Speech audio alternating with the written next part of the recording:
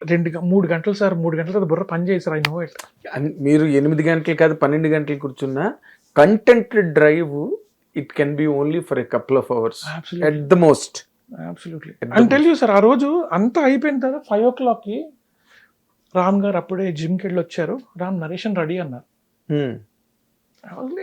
ఏంటి నా ఇప్పుడే కదా పాయింటర్స్ రాసుకున్నారు, ఏదో మాట్లాడుకున్నాం, ఏదో రాసుకున్నారు, నరేషన్ చెప్తా అంటారు ఏంటి అని చెప్పి. నెక్స్ట్ డే అనుకుంటే, it was next day, narration అంటారు ఏంటి, వాట్ ఈస్ దిస్, ఇలా చెప్తారు. It was just had discuss చేసుకుంటూ పాయింట్స్ నోట్ చేసుకుంటున్నారు. ఆయన ఏం నోట్ చేసుకుంటున్నారు ఏంటి తెలీదు. నైపడి was typing something, that's all. That evening he gave a narration sir. I was blown. I was literally blown. అసలు ఏం చెప్పాడు ఆయన కథ, అత్తర కొట్టేశాడు ఈయన. బాబోయ్ అంతే. అంటే దేవర్ ఫ్యూ చేంజెస్. ఆ నరేషన్ విన్నాను, ఆ నరేషన్ నుంచి దేవర్ ఫ్యూ హియర్ అండ్ దేర్, కొంచెం లాజికల్ చేంజెస్ ఒకటి రెండు ఉన్నాయి, కొంచెం ఎమోషనల్ డ్రామా కొంచెం పెంచారు. That's all. ఆయన ఇచ్చిన నరేషన్కి స్క్రీన్ మీద దానికి they will be 15-20% difference. Okay, 15 కూడా ఎక్కువేమో, 10% అనుకోండి. అదే. అండ్ నేనే కాదు, ఎవరైనా చెప్తారు, సార్తో పనిచేసిన ఎవరైనా చెప్తారు, ఆయన కథ ఎంత కరెక్ట్గా రాస్తారు, షూటింగ్ కూడా అంత కరెక్ట్గా తీస్తారు. షూట్ చేసిన తర్వాత బ్లూపర్స్ రిలీజ్ చేయడానికి ఫుటేజ్ లేదంట. ఎంత షూట్ చేస్తారో అంతా సినిమాలో ఉంది. So that is where his entire process like that. And I was like, I admired him and I liked his process and all this stuff. Then I said, no, I am not this good. నేను 2 గంటలు రాయగలనేమో, 10 పేజీలు రాయగలనేమో, అంతే. అంతకు మించి నేను push చేయలేను. I can't dig more than what my muscle support. అదే. అంటే ఇప్పుడు మీరు ఒక రైటర్గా సార్ అంతమంది పెద్ద డైరెక్టర్ల తాలూకా అభినందనలు పొందిన ఒక మంచి రచయిత మీరు సార్. అంటే మైండ్ ఉన్న రచయిత సార్. సుకుమార్ గారితోనే చేశారు, పూరి గారితోనే చేశారు. What is the major salient difference వాళ్ళిద్దరి మధ్యన మీకు బాగా కొట్టొచ్చినట్టు కనిపించిన వ్యత్యాసం చెప్పాలంటే ఏం చెప్తారు సార్? వ్యత్యాసం అంటూ ఐ కెనాట్ డిఫరెన్స్ అని చెప్పలేను sir, but the style is way different.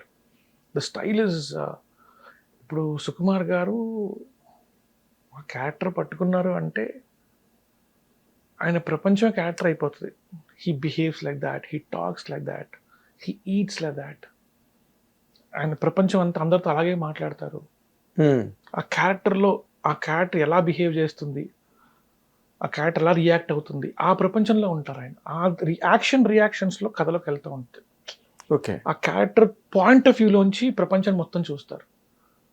So Pushpa ఏమో చిత్తూరు స్లాంగ్లో మాట్లాడేసేవారు. ఆయనకు వచ్చిన కూడా మాకు తెలియదు. ఆయనకి సగం వచ్చగానే మాట్లాడేసేవారు, అలా నడిచేసేవారు. He use to walk like that. ఎందుకు నడుస్తున్నారు మాకు అర్థమయ్యేది కాదు, ఇలా నడుస్తుండేవారు. అవునా, ఎందుకు నడుస్తున్నారు ఇలాగా, ఏంటిది నొప్పిగా ఉందా ఏంటి, మధ్యలో క్యారెక్టర్ కన్సిస్టెంట్గా ఉండేవారు. ఇక్కడ ఇలా అయితే పుష్ప ఏం చేస్తాడు, he was in that space.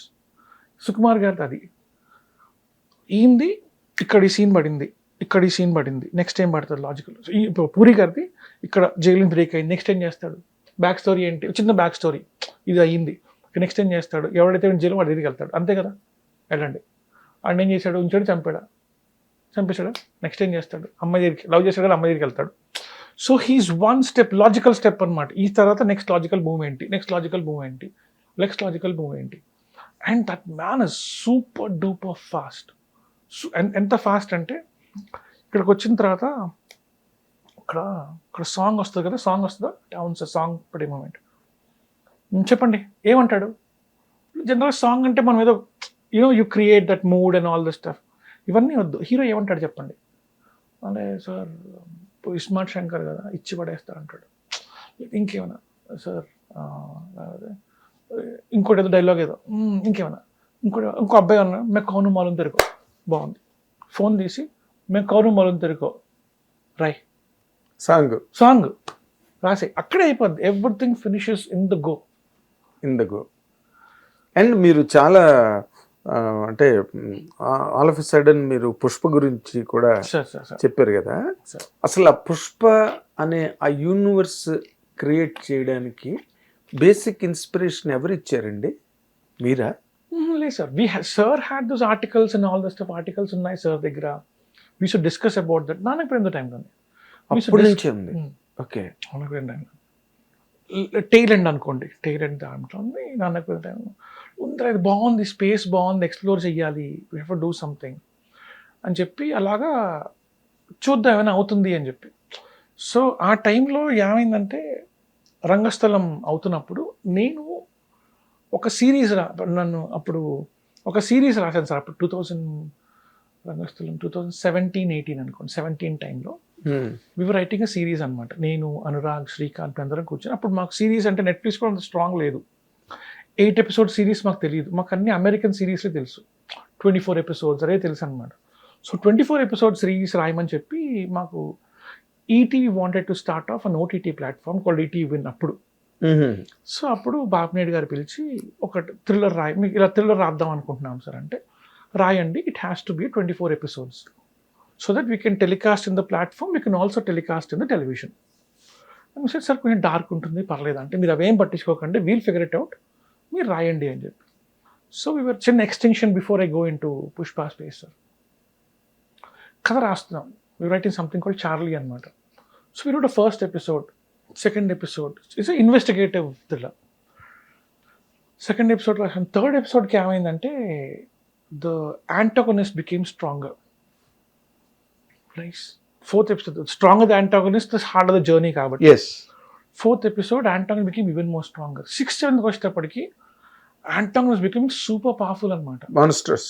Absolutely. Sometimes monsters, sometimes super genius, sometimes he's got a good heart but what is doing is wrong, అలా వెళ్ళిపోతుంది అనమాట.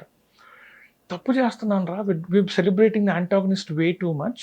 I know we need to love our antagonist. మీరు చూసే ఉంటారు, I like my antagonist, I admire my antagonist. That is when my heroes become, righteous, the proper this thing. So alaga